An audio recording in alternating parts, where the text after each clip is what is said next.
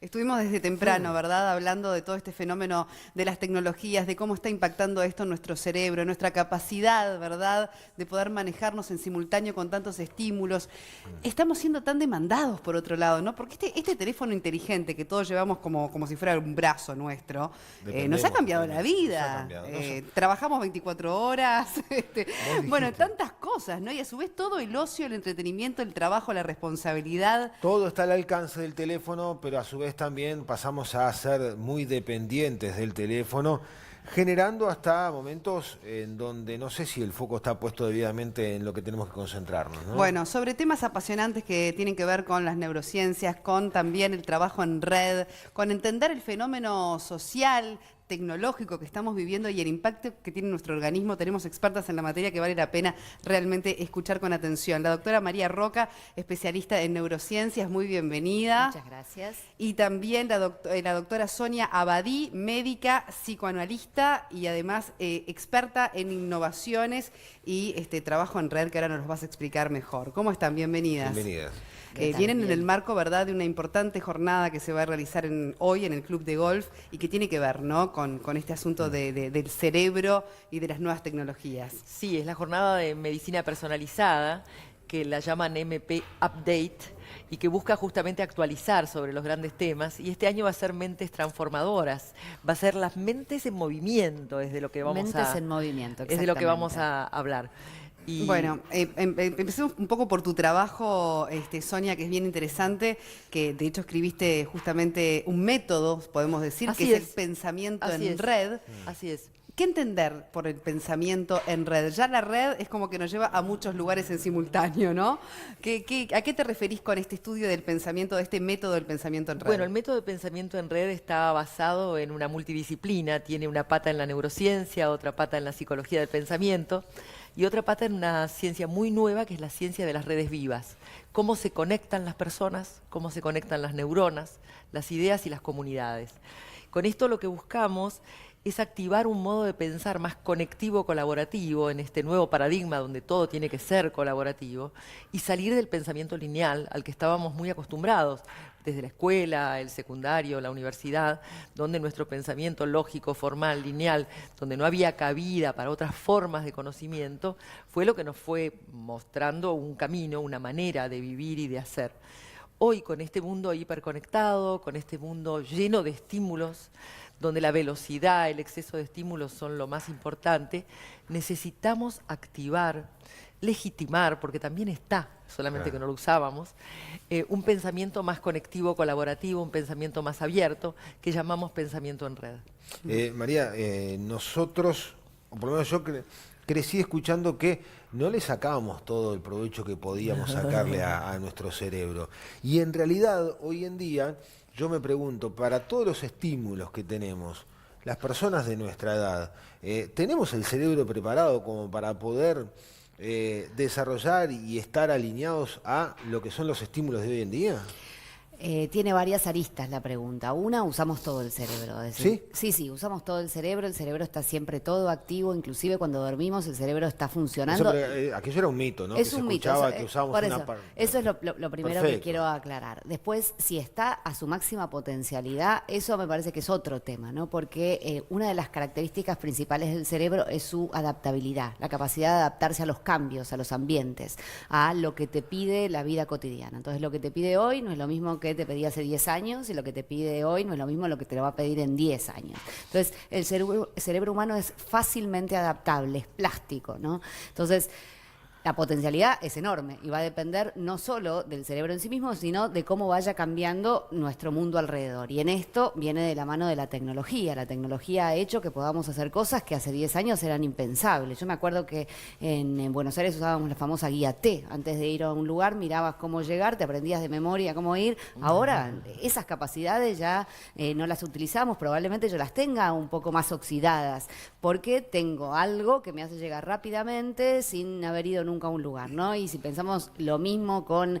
el escribir una carta, inclusive escribir mails, es algo que ya cada vez está más en desuso. Entonces todas las funciones cerebrales se van acomodando a eso, ¿no? El cerebro es producto de una evolución, como el resto de nuestro cuerpo, tiene vestigios de cosas que antes eran útiles y que quizás ahora no lo son tanto, y va desarrollando nuevas habilidades. Si estamos preparados, bueno, eso depende mucho de cada persona en particular. Yo recomiendo prepararse para el futuro. Eso es lo que yo recomiendo, porque la tecnología no va a parar. Sí, obviamente hay que usarla responsablemente, obviamente el multitasking, estar con 1000 cosas, no poder apagar nunca el teléfono, todo eso tiene efectos negativos, pero tampoco puede creerse que la tecnología no tiene ningún efecto positivo, porque he nombrado varios y hay muchos más, ¿no? Y sobre eso que decías del manejo, y se lo pregunto a ambas porque ambas tienen su teoría al respecto, ¿no? De esos estados mentales como saturados, porque en definitiva, bueno, tanto estímulo y todo al alcance de la mano, que al final el manejo que hagamos de eso depende de nuestro grado de ansiedad, de estrés.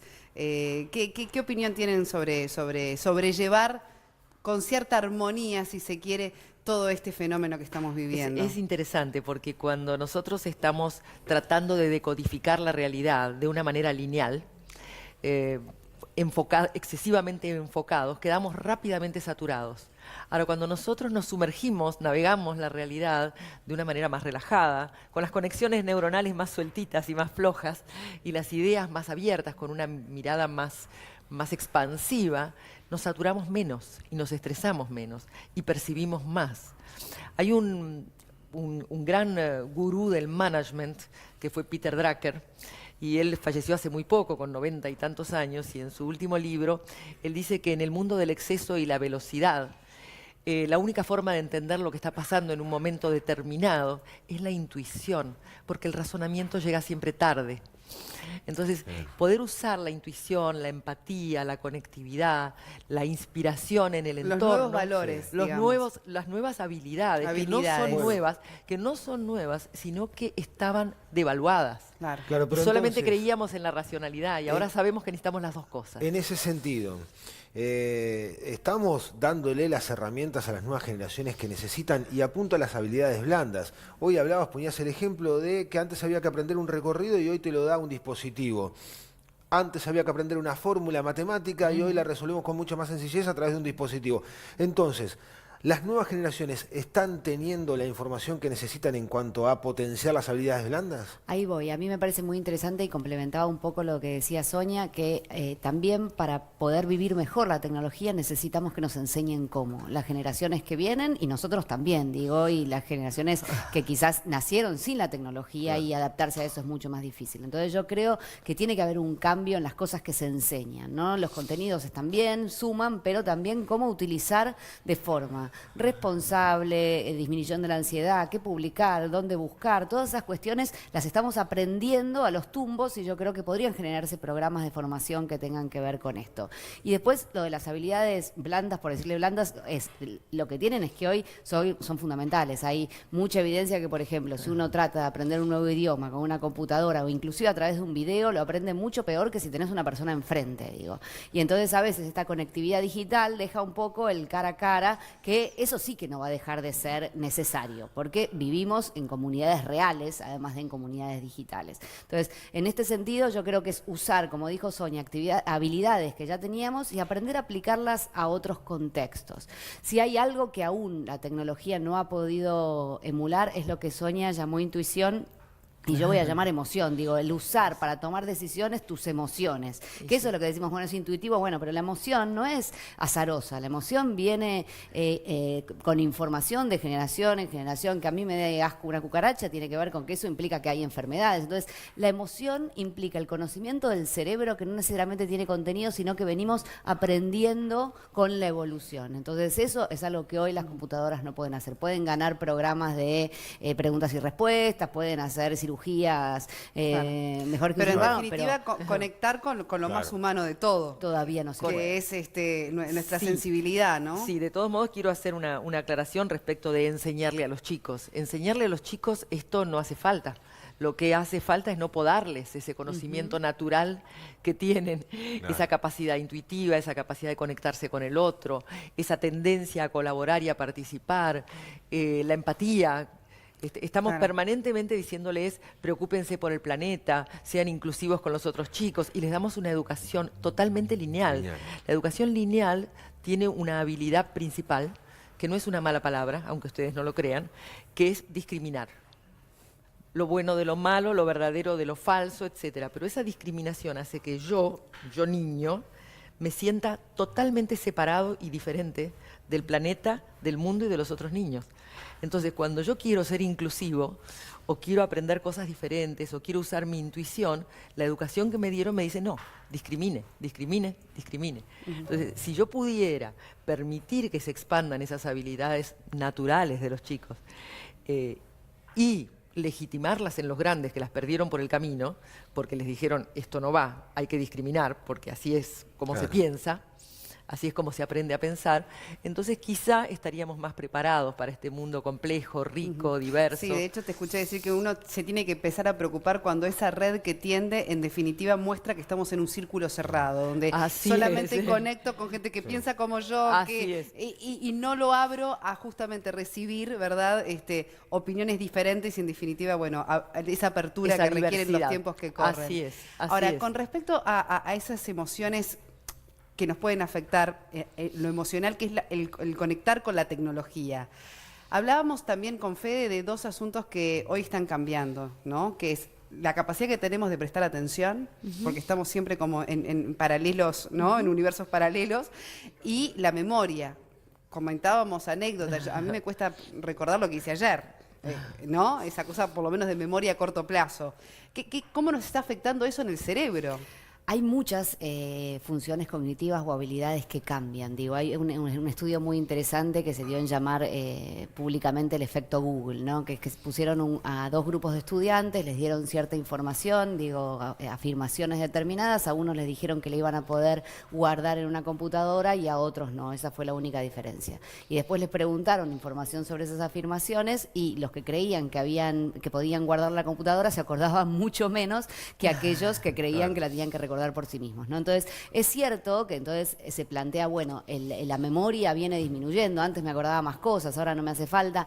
Hay dos posturas, la postura pesimista, que es, bueno, estamos perdiendo habilidades, y la postura optimista, en la cual me encuentro yo representada, que es, bueno, estamos perdiendo habilidades porque estamos ganando otras que hoy son más necesarias. Digo, como el dedo chiquito dejó de ser útil, no necesitamos caninos tan grandes. Bueno, esa memoria que antes era muy útil porque era la diferencia entre el saber y el no saber, era el conocimiento enciclopédico. ¿Quién sabía que en qué tomo de la ley estaba tal cuestión? Hoy eso está accesible rápidamente. Entonces, esa función deja de ser útil y por eso notamos que cambia. Otra cosa es el tema del multitasking, la atención en mil cosas. Si bien hoy el ambiente nos pide eso, es cierto que sabemos que hacemos más cosas, pero las hacemos a veces un poquito O sea, peor. no es una habilidad, no es un talento tener no sé, llamarlo capacidad también de poder atender varias cosas, termina siendo contraproducente. Depende del caso, digo. Hay en principio una diferencia de género también en esta cuestión. ¿Ah, sí? Sí, las mujeres tenemos más habilidad de prestar lo que llama atención dividida. Los hombres tienen, se dice, digo, después cada caso es particular, Se ¿no? En focalizan grupo, mejor. ¿no? Quiero decir, Sí. sí, focalizan mejor, vos estás haciendo algo, te tratan de distraer, es difícil. En cambio, la mujer está con una atención más flotante en diversas cosas y esto también tiene que ver con la evolución en sí mismo. Ahora, el mundo de hoy nos pide estar en demasiadas cosas simultáneamente y esto genera muchas veces ansiedad, estrés y peores respuestas. Me gustaría agregar algo Sí. sobre el tema de la memoria. Por un lado, la memoria es menos necesaria porque tenemos esta prótesis fabulosa que es la Claro. web, que nos da toda la información que necesitamos en tiempo nuestro real disco duro en el ahí. momento. Entonces lo necesitamos muchísimo menos. Es cierto también. Pero también es cierto que muchas veces nos olvidamos de las cosas, de lo que pasó ayer, como dijiste vos, o de lo que hice hace un rato. Nos olvidamos porque no nos conectamos emocionalmente y estamos sobrevolando la vida que tenemos de todos los días. A veces estamos tan superficialmente funcionando que no llegamos a una conexión más genuina, más experiencial, más corporal, emocional.